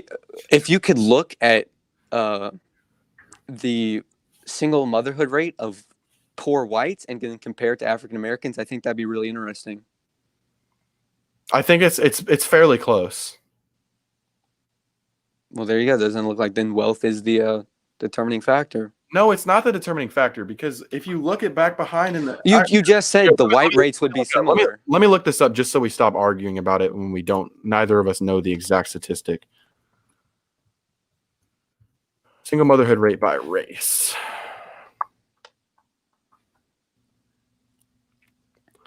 Black or African American, as of 2018, it is at 65%. White, it is at 24%. Yeah, but you'd have to look at income. Yeah, I'm trying to find income. That could be tough to find.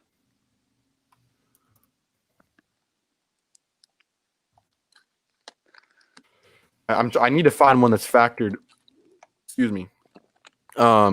Into that factors income and race into it.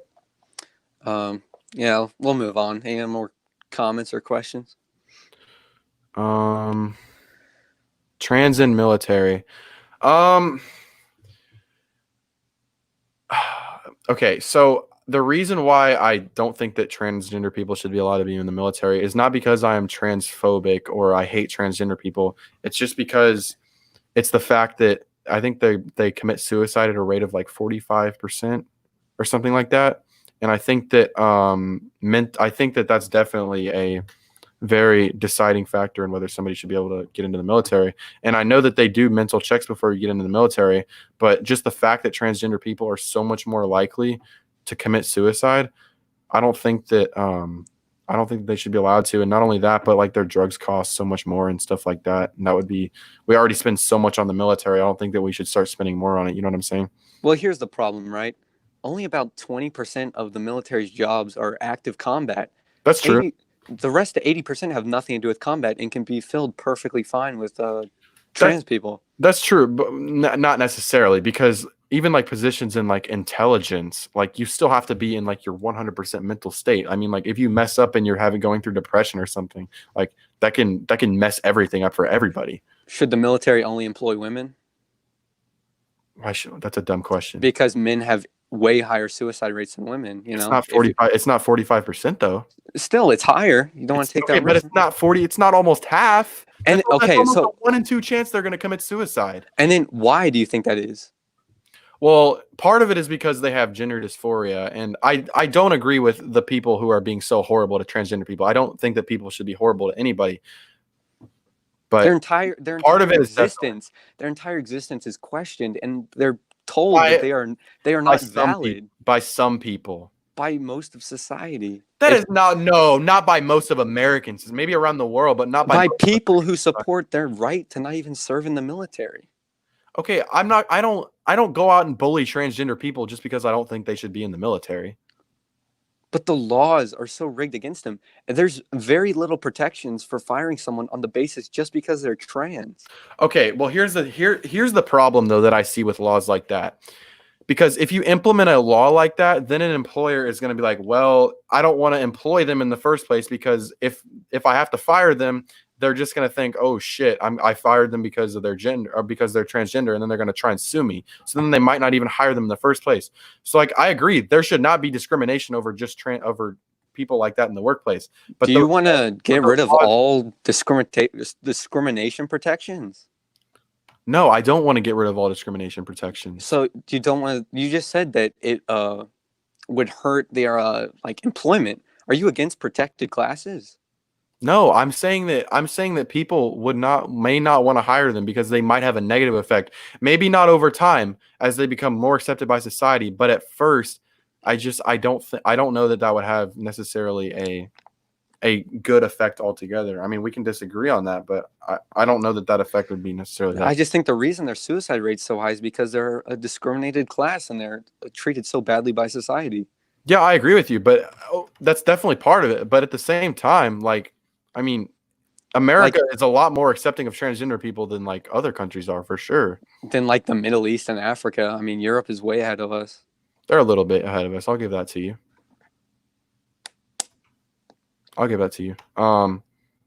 Yeah, I don't agree with discrimination against anybody. I've become way more libertarian as I've learned more about politics. Whatever people want to do with their body, I could honestly care less. Except if it's a woman. It's not a woman's right to kill another human. Most abortions are like before, what is it, 8 weeks? Doesn't change the fact that they're a human.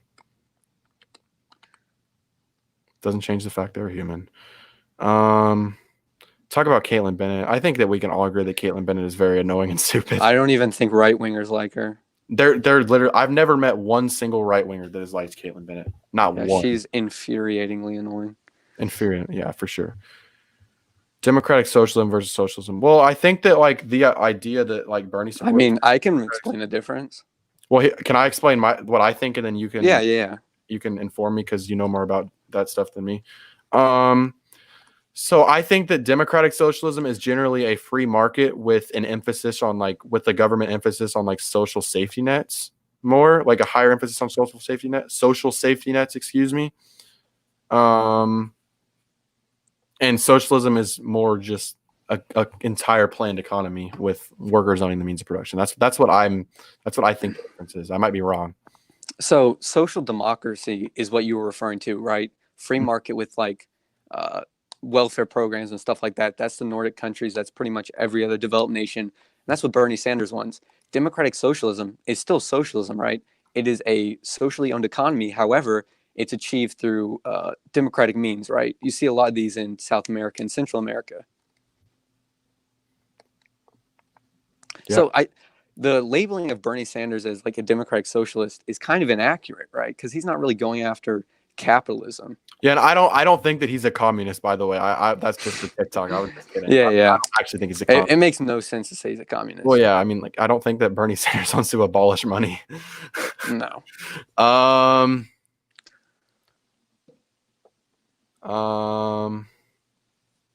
Okay, what kind of a retarded question is this?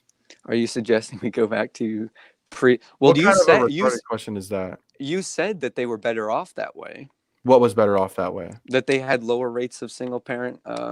No, I never said that they were better off. I definitely think that the civil rights movement was good. I believe that everybody should have equal rights. But I honestly don't know why the single motherhood rate has jumped like that. I really don't, because the net worth of those families definitely hasn't gone down since then. I truly would be. I don't understand. I really don't know. Okay. Whoever, dude, stop saying that shit, bro. We don't insult people. Hangs out in the basement. We don't insult people in this stream. I'm pretty athletic, man. Yeah, I'm not denying that. I agree with you that income inequality. Yeah, it has. That's true. I'm not denying that.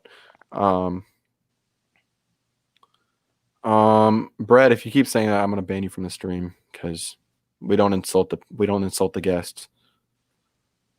I like to keep it respectful in here, as you can probably tell. I mean, I get it all the time in my comments, so. Well, still.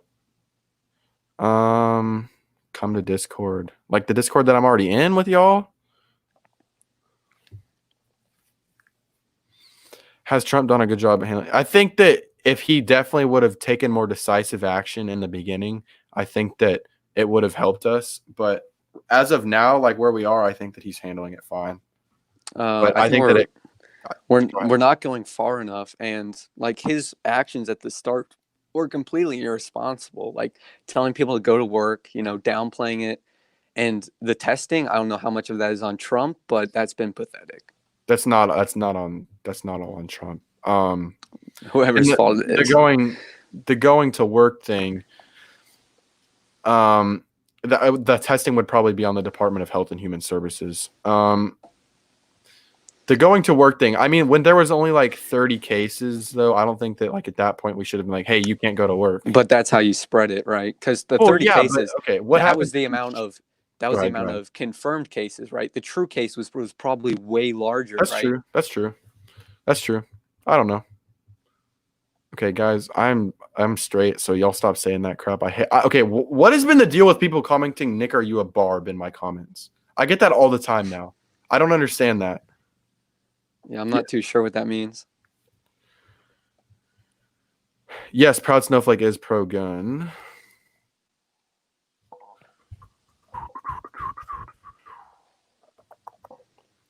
Pink tax. So I don't really know a whole ton about the pink tax, but I'm pretty sure that it has to do with like taxing. Yeah, I have no idea what that means. I think it's taxing like stuff with like women's.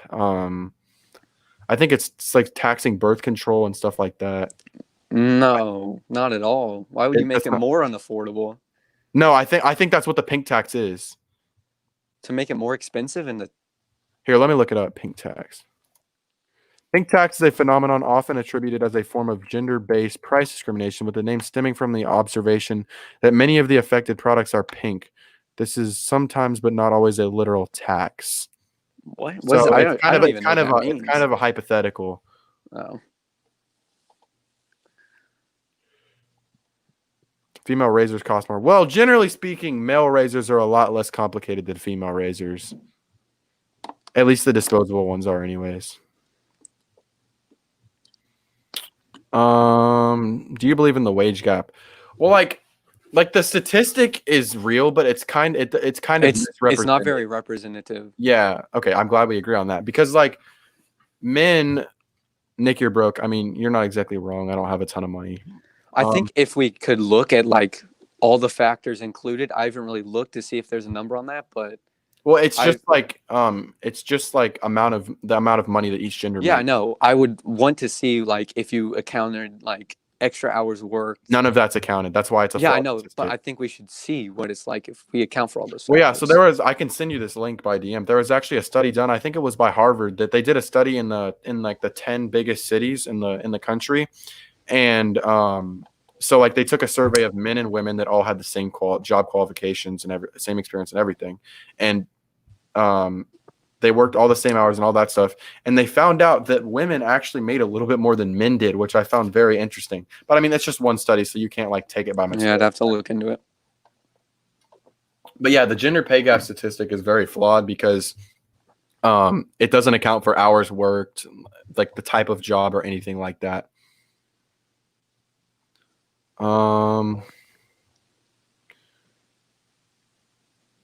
Talk about how China covered up the virus. Well, they did at the beginning because they lied about the number of cases that there were initially, and they basically did not. They stuck their heads in the sand about it for like a month.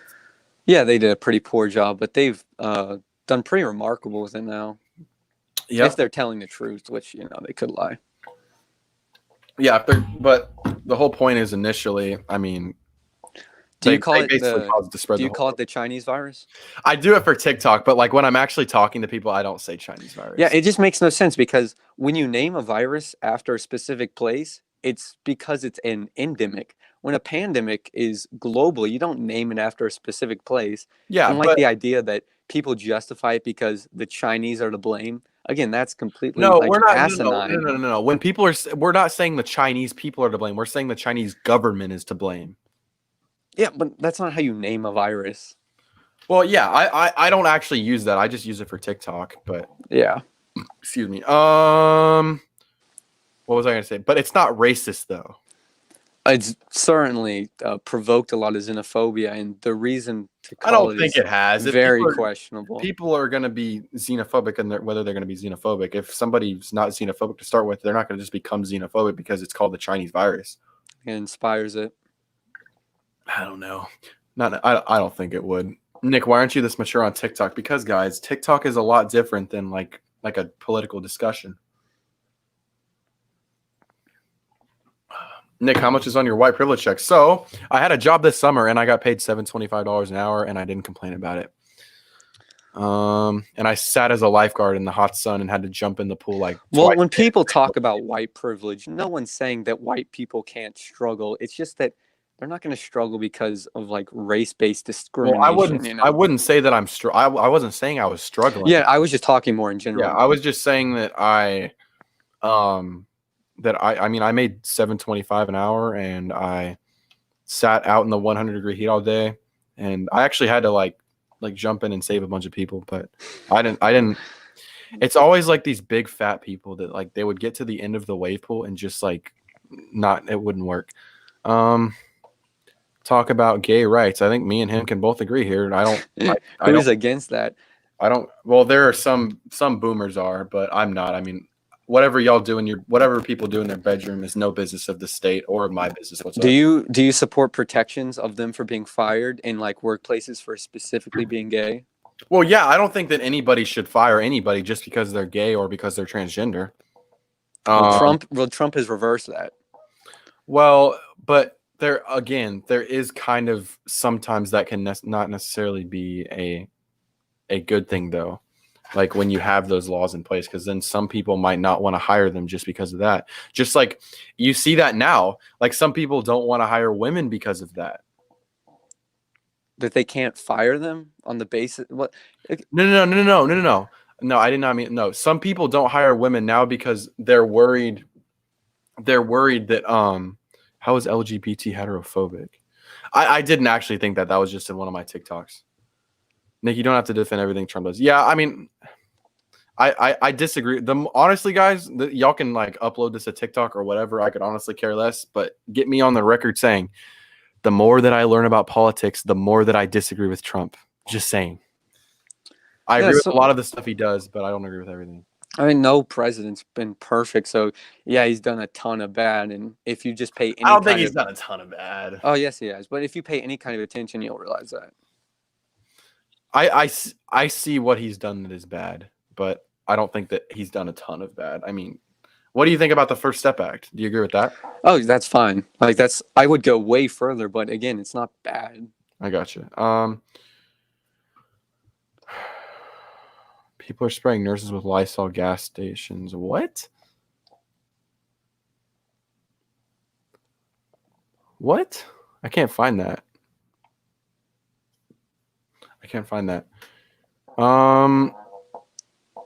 Favorite Subway sandwich? I don't eat at Subway. I'll be honest, Proud Snowflake is a lot smarter than I thought. I have respect for him now after listening. That's good. Okay, I don't get what is the. Somebody tell me in the comments what this is about. I don't understand this. Shout out to Clarissa, one of the Proud Snowflake simps.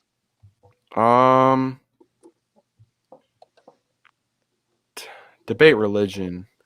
That's a very long comment. Yeah, that would we've already been on here for an hour and 35 minutes. That would take probably more than another hour, and I'm probably gonna end this pretty soon because this is definitely my longest one so far.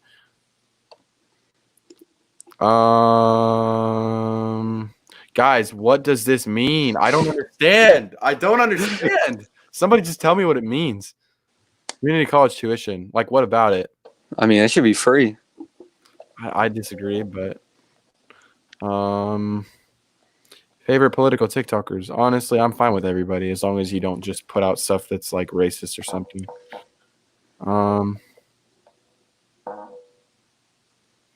Okay, whoever spammed this in the comments, you suck. There's someone from the Discord. They were in there before. Young Lord, another Discord member. I barely ever go on that Discord. Trump being the best president since Reagan.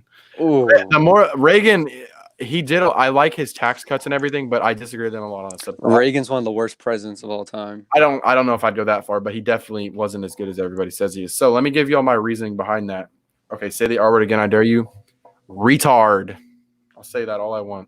I'm not insulting people that have mental illnesses. It's just the definition of retard is kind of shifted. Okay, so the reason why I have a lot of issues with Ronald Reagan is because his foreign policy was garbage. He destabilized a lot of countries in South and Central America. I liked his tax cut. It created a lot of maybe it didn't create all the jobs, but it sure played into it some. I mean, he created almost as many jobs as Bill Clinton in about half the time, because as he went into his first term, the economy was going into a recession, and then he did put us into another one though. Nah, there was a gigantic one. There was a medium-sized one, but I mean, there is going to be. Isn't the largest single stock day loss during Reagan was in like 1987? No, the longest single stock day loss was under Trump, like last week. Like I think as a percentage though, 1987 was worse. But I'll have to look at that. The Dow lost the most during the Trump administration, but that's not because of Trump. It's because of the coronavirus. Okay, but back to Ronald Reagan. So I agree with him cutting taxes and all that stuff, but here's the thing. He largely increased government spending, which just made our deficit blow up. So here's my thing. I'm all for supply side economics, but if you're going to cut taxes, you have to cut spending too. You can't just cut taxes and increase spending. That's not how it works. But yeah, his foreign policy is easily the worst in American history. It was definitely not very good. So I don't know. I mean, I agree with him economically, but not necessarily everything else. He did. Also, while he was did governor of partially- California, he enacted gun legislation because of the Black Panthers. Yeah, and that's another thing that I disagree with. I don't agree with his position on gun control.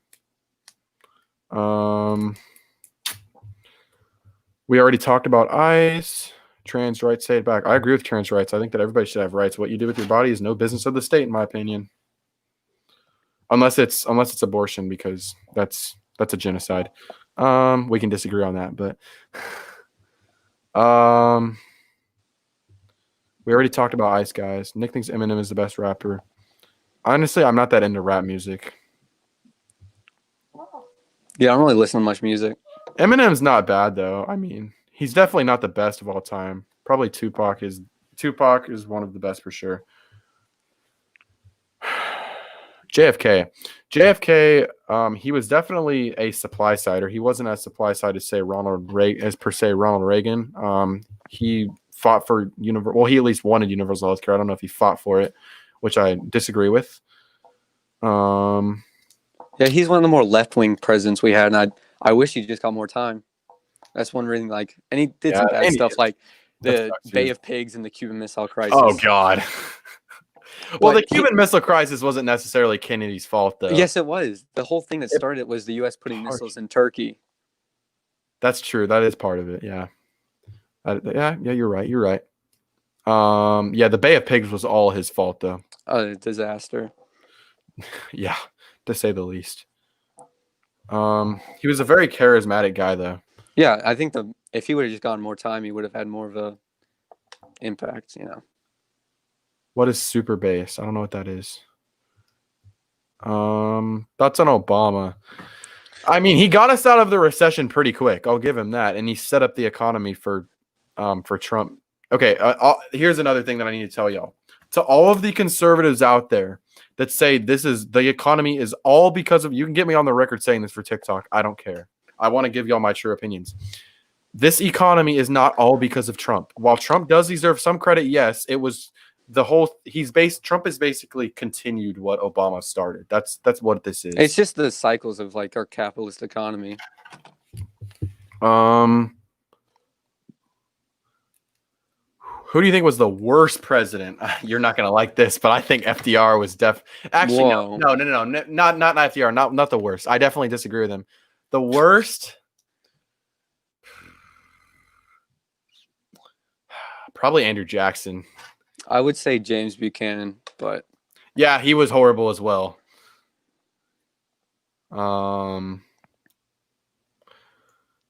Nick Doobie shifting to the left. I'm not going. Okay, guys. Here's how the political access works. This way is economically, and this way is like socially. Okay, I'm not going any further left economically at all. I posted my political compass test on my Instagram today. Y'all can look at it. I'm 3/4 to the right, and I'm like 7.3 to the right and like negative 1.3 down.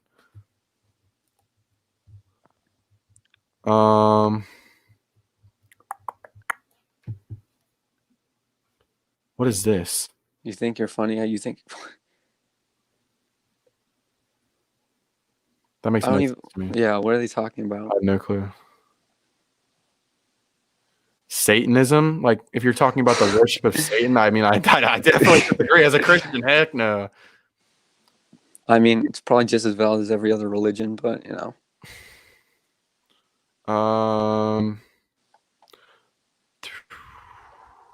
Nick, would you vote for Trump if you're old enough? I will be able to vote in November. Will you be able to vote in November? Yeah. Are you going to give Biden your vote? Most likely. Why, dude? He's literally actually done racist stuff, like in politics, though. Literally, the reasons are Supreme Court and DACA. I mean, I respect that. That's definitely you looking at it as from a more broad lens than just the fact that there's a chance he nominates like a more left-wing VP, and then I'll vote for him too. He'll probably nominate somebody who's right center, though. I don't think he'll nominate a left leaning. If he's smart, he would. But well, he's not. There's no way he'll have the cognitive reasoning to be able to complete a second term. I don't think so. Okay. Hold up. No, there was another question. I don't remember.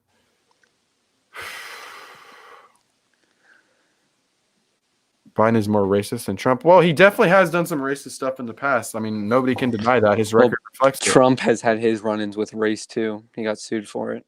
He did. But I think that it's a little. Yes, guys, I'm still voting for Trump. Yes, I'm still voting for Trump. Okay.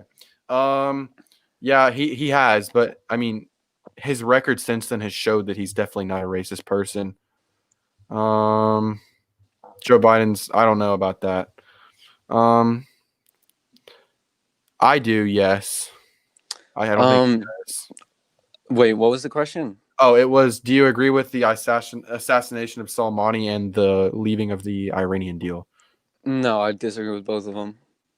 Yeah. So the Iranian deal, they were actually following that. Like the international Atomic Energy Agency, they found that they were following it. And we were actually the ones who violated it because we imposed sanctions on medicine and stuff like that violated it. Yeah, I'm not a huge fan of sanctions. I'm more a fan of free trade and everything. But I kind of agree with the assassination of the general for sure. Not necessarily the nuclear. I mean, the nuclear deal, we were just giving them a lot of money. I mean, the assassination certainly didn't turn into World War III like a lot of people said. Oh, but yeah. I think that's a lot, like I said, but I think that's a lot down to do Iran's actions when they purposely de-escalated. I mean, I guess so. He was responsible for a lot of terror in the region. I mean, he led a bunch. I mean, it's the Middle East. We're responsible for way more terror. Like, imagine if Mike Pompeo just got drone striked. That's not how diplomacy works. And what it does is it sets a precedent, right? There's plenty of bad people. Xi Jinping, Kim Jong-un, Vladimir Putin. You don't just drone strike them. Okay. Well, Vladimir, yeah, he's a bad person. I'm not going to even get on that. I mean, it's just,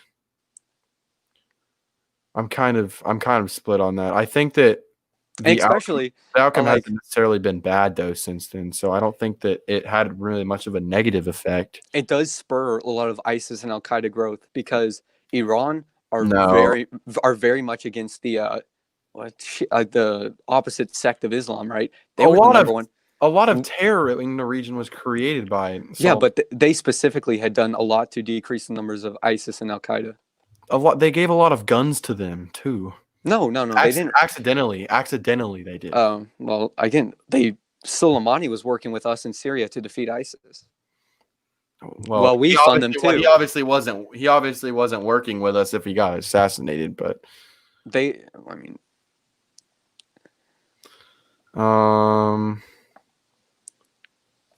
you got this simp right here.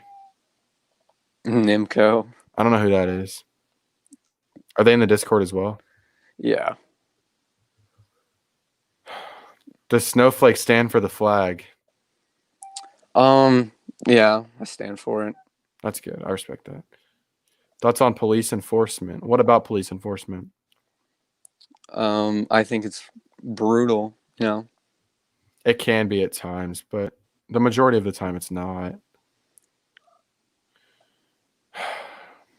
Sorry, buddy, I can't do that.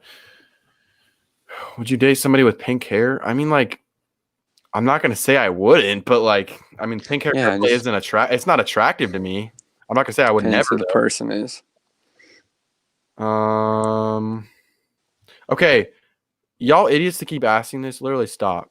That's literally so stupid.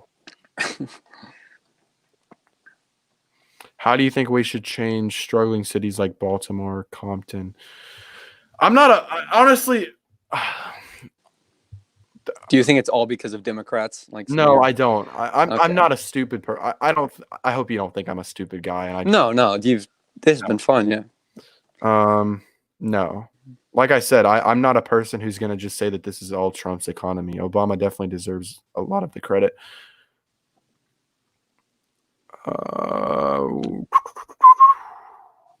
Well, should it be called racism or reverse racism? I mean, it depends on what you're talking about. Nick, are you Jewish? I have some like Jewish ethnicity in me, but I'm not I'm a Christian. I'm not like a Jewish, I'm not a follower of Judaism. Thoughts on the Confederate flag? We already talked about that. Israel. What's your opinion on Israel? I'm not as like anti-Israel as a lot of people on the left. Like I support a two-state solution. However, we should not be like sending billions to them so they can I like agree. bomb Israeli or Palestinian civilians. I agree with you as well.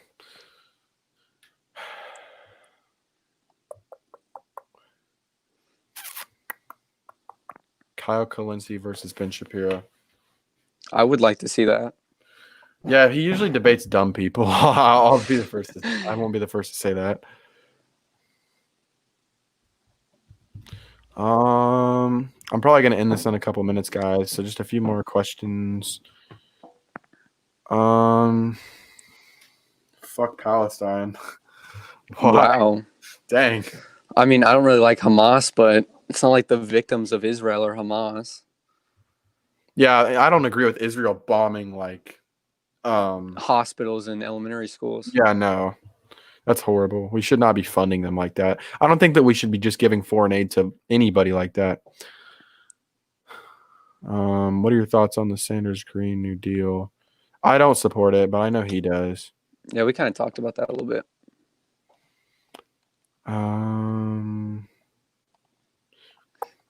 Thoughts on calling COVID-19 the Chinese virus? We already talked about that. People always thoughts on Christianity. People always say you can defend some things with the Bible. I mean, like, I don't know, defend what things you're talking about, but I mean, I'm a Christian. I don't think you are, right? No. Are you like a complete atheist? I really don't think it's something we can know, right? What do I believe? I don't think there's any kind of evidence for a God, but I can't say what started the universe, right? But I do know that, a lot of the Bible is very inaccurate, right? It's not 6,000 years old. It's not flat. I mean, I disagree with you there, but we can do that. We can do that another time. I don't want to get into Yeah. It's can you debate Natalie? I don't know who that is. I saw another one that I wanted to talk about, but I can't find it now. Oh no, my PS4 is turning off. Dang it! Now my lights are gonna turn off. Crap. The Bible doesn't say the Earth is flat. It does say that. Where does it say that? I've never even heard that. I'll have to find the specific verse, but there is one. It says it has like 4 corners or something, and then it's like level. Does the Bible say the Earth is flat? Okay, so this website is saying that people are taking it out of context when they say that. I haven't really done much looking into it, so I could be misusing it. Yeah, oh crap, my lights are turning off, guys. Sorry. No, but I mean, a lot of the things that the Bible says, like, you have to not take them out of context. Like the Bible says to stone gay people. That's what the Bible says, but I don't think that it doesn't literally mean to kill people. It just Then what does it mean? It means that it's a sin. I don't think it literally means to kill people. You got to remember that the Bible's been translated like many times, so not everything in it is like completely in the context that we would think of today. Just a quick question here, and this could be the last one. Do you think calling homosexuality an abomination is homophobic? Again, you have to take that into context. He's just trying to say that it's a sin. But and it's been translated though. That's been translated an abomination. That shows like a significant problem with it, and that you're very much against it. But again, it's you can't take it out of context though. All right. I think that, and also it was Paul. Paul wrote that. God did not write that. I mean, God spoke through Paul, but some of it too was Paul. That's how I see it. And it's not God literally saying that they're an abomination. It's Paul. And in the original Hebrew context, it doesn't even really translate exactly to that. It just says that it's wrong or something like that. What are your thoughts on the Sanders Green New Deal? We kind of briefly discussed that already. What are your thoughts on feminism? I mean, like people have the right to protest and do whatever they want as long as it's a peaceful protest. But I mean, a lot of the protests that I've seen with feminism have been pretty violent lately. I'm fine with it. I guess a place to exist. Yeah, I'm fine with it existing. I don't necessarily agree with the movement because I don't think that I don't understand what they're fighting for at this point. But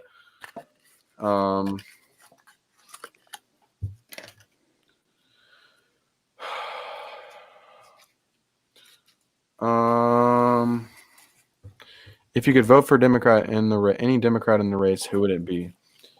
I gotta think. Probably Yang.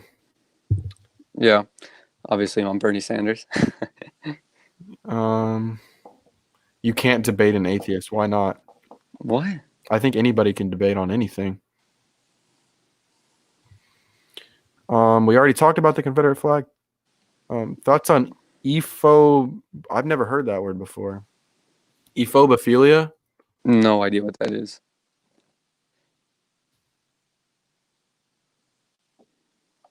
Ephobophilia is oh god. It's like interest in like adolescence, like it's just like people. It's basically pedophilia. Yeah, with like extra steps. Nasty. Yeah. Nick, can you please explain how you can believe in evolution and be a Christian? Well, the Bible never specifically says that evolution doesn't exist, but here's the problem: age at which the Earth, the age of the Earth that the Bible says, is incompatible with the theory of evolution. It's not true. It can't occur over that short a time. Okay, it takes millions and billions of years. But you don't know how long that the days were. When God created the earth and he said days, I don't think he literally meant like they were like one day apart. Nobody knows how long the days were when he was referring to that. Even just the longest estimate, 10,000 years, that's not enough time for evolution. No, but here's the thing. You can't estimate that. Nobody knows. I mean, nobody knows. Like Christians say that. Like, do you know who Ken Ham is? I've heard the name, but I don't know a lot about him. Yeah, he's big on the Bible, and he's said it's 10,000 years old. I don't think the Earth is 10,000 years old. Okay, well, at least there's that. Okay,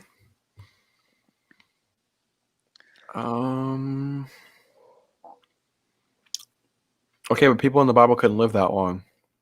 Yeah, that's true. Wasn't Noah like several hundred years old? That's what the Bible said, but the years could be different too. Like the way that they told time was different back then as well.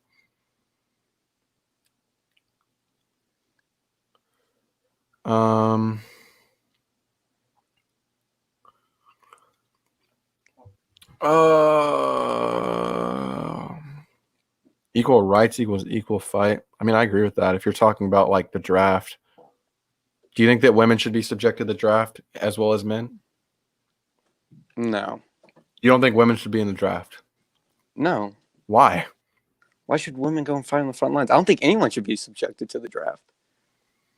I think that if you want equal representation, you should have equal. I don't think men should be subjected, so why would I think women should be subjected? Well, I think that we definitely need to have a draft. Like, I mean, the draft, it was basically abolished 70 years ago. Yeah, but you still have to sign up for it. Like, true.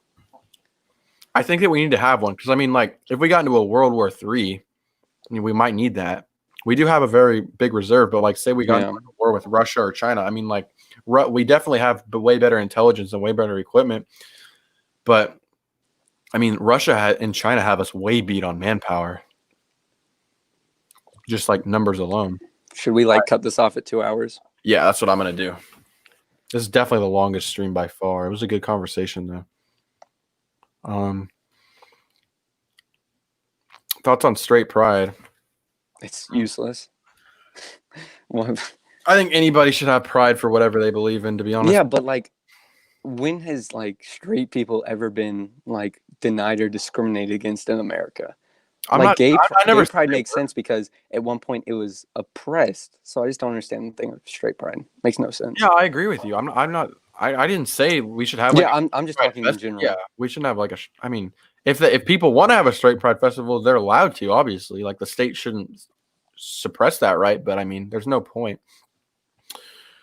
Why are people saying the coming of the coronavirus is Trump's fault? Well, I mean, like Trump, if he would have acted more, if he would have been more strict about it in the future, I think that we might have been able to prevent it some. But there has also been a study that showed if China wouldn't have lied about it and stuff, that we could have prevented the spread to 95% of the rest of the world.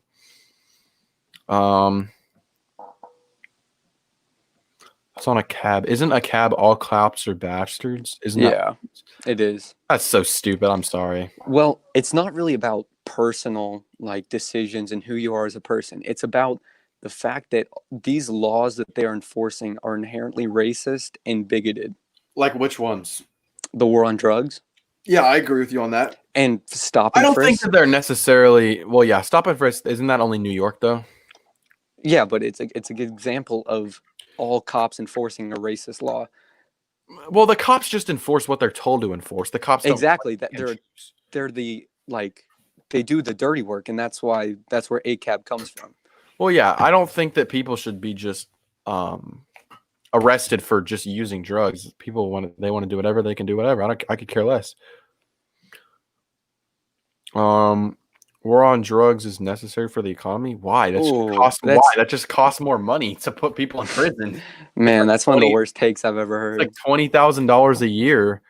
And not to mention, like, drugs don't really, other than like legalized weed, they don't profit the government at all. It just wastes money. Just waste money trying to arrest people for it. All right, guys, it's been about 2 hours. I think that I'm gonna end it here. Yeah. It was a good talk, Project Snowflake. I'll have to get you up another time. Bye, everybody. All right. Broadcast is just ended.